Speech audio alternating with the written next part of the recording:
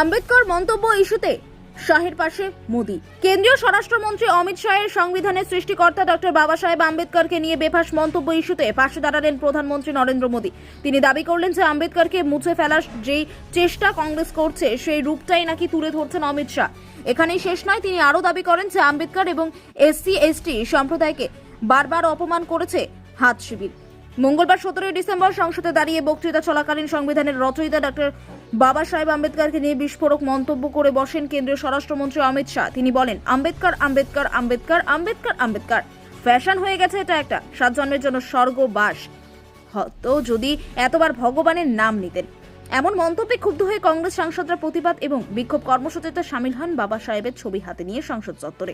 পাশাপাশি তার বিরুদ্ধে প্রিভিলেজ নোটিশ সংসদে পেশ করলেন তৃণমূলের রাজ্যসভার সাংসদ ডেরেক ওব্রায়েন। তবে এবার এই ইস্যুতে শাহের পাশে দাঁড়ালেন প্রধানমন্ত্রী।